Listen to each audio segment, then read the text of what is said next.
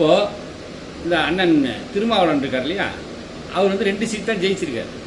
அவர் வந்து ஏற்கனவே வந்து தளபதி என்ன சொன்னார்னா, விஜய் அவர்கள் இந்த மாதிரி வந்து நாங்கள் ஆட்சி வந்தால் ஆட்சியில் வந்து பங்கு கொடுப்போம்னு வேற சொன்னார். இப்போ நீங்கள் என்ன கேட்டீங்க, ஆட்சியில் பங்கீடு 8 சீட்டு கொடுத்துட்டாங்க அவ்வளோ பேசிட்டு இருந்தீங்களே. அதாவது ஒரு மனுஷன் ஆட்சிக்கு வந்து அந்த என்னதான் பண்ணுறாருன்னு பாருங்களையா. இதில் என்னையா உங்களுக்கு பிரச்சனை? எல்லாரும் ஆளுக்கு ஜவ்வு மாதிரி இழுத்துருந்தா ஒரு ஒரு ஒரு இளைஞன் வந்து ஆட்சிக்கு வரவே கூடாதா? ஆண்ட கட்சியே தான் வந்துட்டு இருக்கணுமா?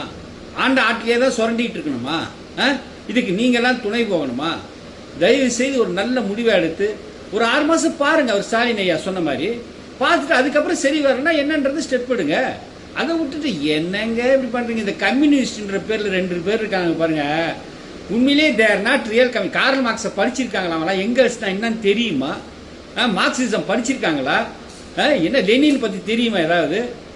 ஒருத்தங்க ஆட்சி அமைச்சா அதுக்கு என்னென்ன பண்ணலாம், எப்படி பண்ணலாம்? பாவங்க, தப்புங்க. நம்ம தமிழக மக்கள் சில நேரத்தில் வந்து இந்த மாதிரி சேட்டையெல்லாம் பண்ணுவாங்க. அதாவது கரெக்டாக கொடுக்குறதே ஒரு 118 120 சீட்டு கொடுத்துருந்தா இந்த பிரச்சனையே வந்திருக்காது. அதில் லைட்டாக இப்படி ஓகே ரைட் சரி நடந்து முடிஞ்சிச்சு. பெரும்பான்மை மெஜாரிட்டி எடுத்திருக்காரு. காங்கிரஸ் இப்போ 5 சீட்டு கொடுத்துட்டாங்க. ஸோ இப்போ 115 ஆயிடுச்சு. இன்னொரு 3 சீட்டு கொடுங்கள ஐயா. ஏயா பழைய பழப்பெருச்சாலையில் தான் தூக்கி கிடாச்சிட்டாங்கல்ல மக்கள். இனிமேல் கொஞ்சம் புதுசாக யோசிங்க, புதுசாக சிந்திங்க.